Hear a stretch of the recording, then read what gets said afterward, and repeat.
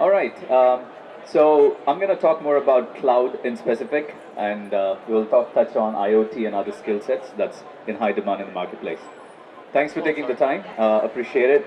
So, first of all, want to give you a little bit of a market insight on what's happening today in this space. There is, as the slide says, a huge shortage of cloud skills in the marketplace. And you may be already hearing about it. Some of you might be already seeing this in your organizations. So when we look at the skills gap, when we look at specifically cloud, there is a shortage of skills gap as organizations are trying to transform.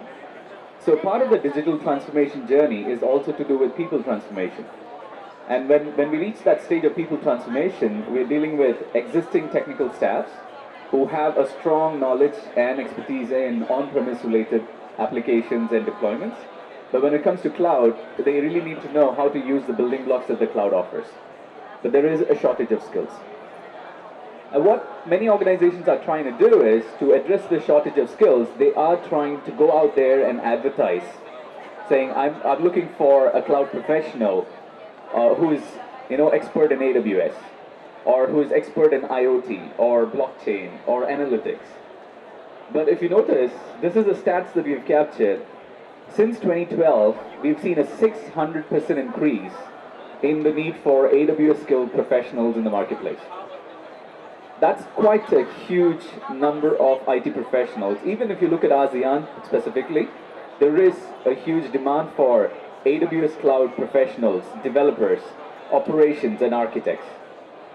Now, if I take it through what our organization's doing.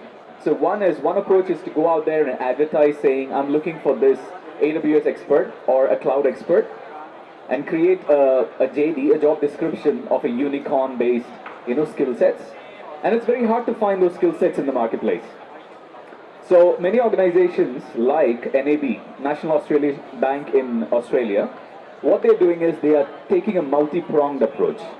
So, for example, they are taking a three-pronged approach. So the first prong is what we call a broad awareness. So we want all the IT professionals and also business professionals know more about the cloud. So you need a strategy on how to do that. So NAB, as an example, they have trained like 3,000 staff members within the bank on cloud in general. And that is helping them to break down barriers, right? So once that first layer is done, then the next layer is to look at technical upskillment of your existing IT staff.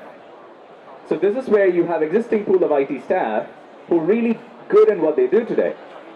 So you already have a team of experts within your organization who you can retrain and reskill and help them to learn some of these new technologies.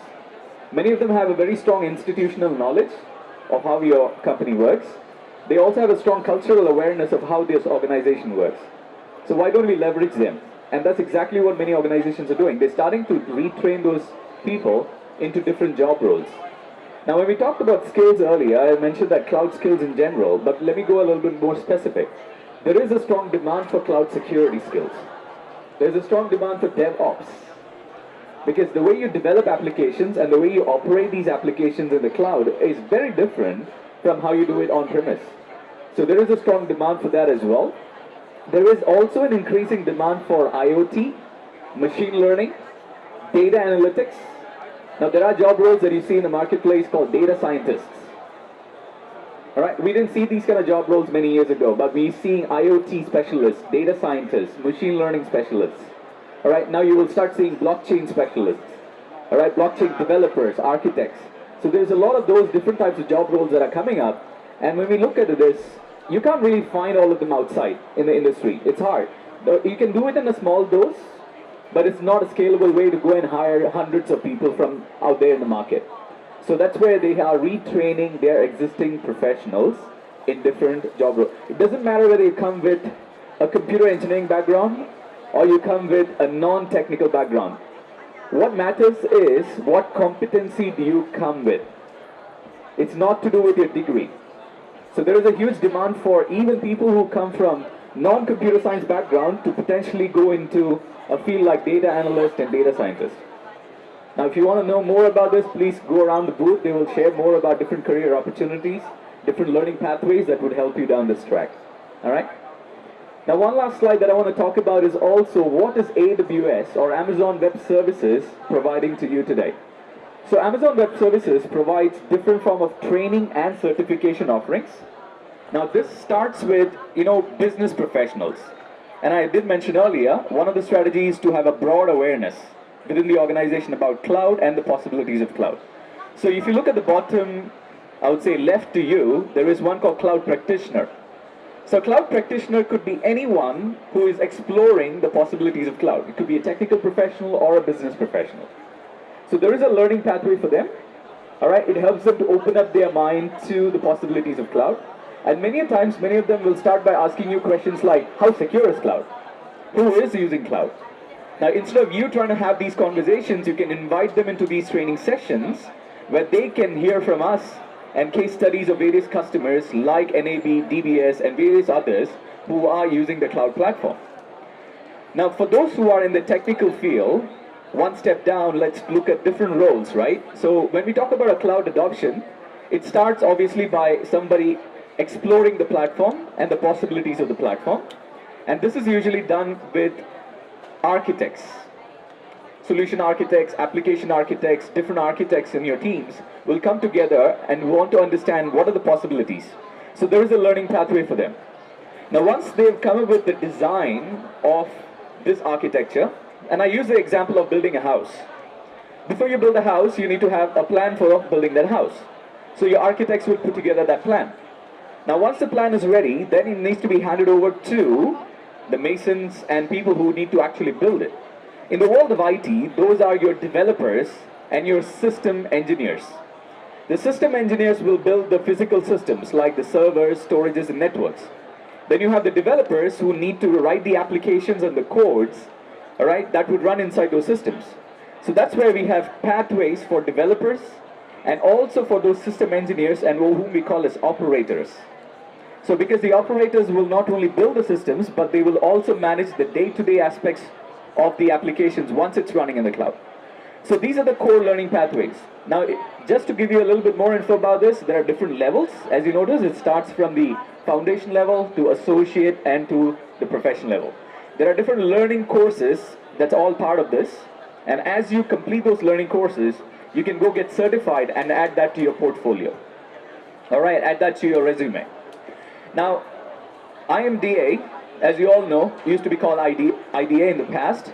IMDA today has endorsed all these courses and they provide funding through CITREP program. So if you haven't heard about CITREP program, again, that's something that you should walk around this booth and ask more about. So CITREP is a funding program that covers up to 70% of the cost of the course and the exam. All right, so more details are available, more specific details are available when you walk around this booth. So these courses that you see, they're like the solution architect, the developer, the operations or sysops administrator, the DevOps engineer, the solution architect professional, all of these are endorsed and they are funded today. All right, so we're trying to reduce the cost barrier. Now some of you might be wanting to take this first step saying, I'm going to do this career change. Or some of you might want to learn more about the cloud. So maybe wondering, how do I reduce the cost, the total cost in acquiring these skills? So do leverage the CITREP funding that is offered through IMDA as you go through these different courses. Now what we've done is we've also added some specialty courses and certifications because we are seeing a huge demand for that. So things like advanced networking in the cloud, things like big data in the cloud, how to do security in the cloud. So these are different learning pathways for those professionals who are interested to further in these paths. Now please take note, we are still working on getting some of these endorsed with IMDA. Work in progress, we'll have that in 2019. But I think as a starting point, you should start with Cloud Practitioner. Once you complete that, then you start looking at what role do you want to go into in the long run. And then you pick the learning path and go down that way. All right? So these are the different learning paths. And as I said, you need to have a learning strategy for yourself. Gone are the days where you'll say, you know what, I am a storage expert, or I am a networking expert, or I'm an expert in this particular aspect of IT. Because cloud is kind of abstracting a lot of storages and networks and everything. Roles, job roles are evolving to a level where now customers are not hiring, or companies are not hiring for storage experts specifically. And as companies are moving towards a cloud-first model where everything goes into the cloud, or eventually everything goes into a hybrid infrastructure, They are looking for professionals who don't just have a storage background, but rather they have a cloud expertise. And they're looking for people who are, developers and operations professionals in those areas. So highly encourage you to rethink about your personal learning journey in the next 1, 2, 3 years, and also think about your teams. The teams that you have, you need to think about how to reskill them. And also if you need help in creating a broad awareness among your organizations on how to learn and how to embrace some of these cloud technologies, we are here to help. One last piece that I want to talk about is talents. As I work with a lot of executives, they often tell me this situation that they have, which is they have a shortage of skills within the organizations, and they look to hire talents, and they want to attract talents to those organizations. And this is when you need to think about having a critical mass within the organization. So the mass is 10% of your IT professionals. Once they are trained in cloud technologies, then you would start seeing a networking effect of that. It will start creating a halo effect, which will even impact and attract talents from the external world. All right? So this is something that I would highly encourage you to think about, to create that critical mass within your organization that would start attracting talents externally. Word of mouth will happen. More and more talents will start coming into your organization. They will start looking at, hey, this company looks to be a cloud native. They're building a lot of solutions on cloud. I have the skills. Let me go and work for them. A great example of this is, again, National Australian Bank. They have 7% of all of Australia, New Zealand's IT, AWS certified professionals working for them. Let me repeat that. 7% of all the AWS certified professionals in Australia work for NAB Bank, because they've created that halo effect, all right, and that's attracting a lot of talents. So with that, I'm going to just wrap it up. I want to give you some time to ask any questions. I will be here.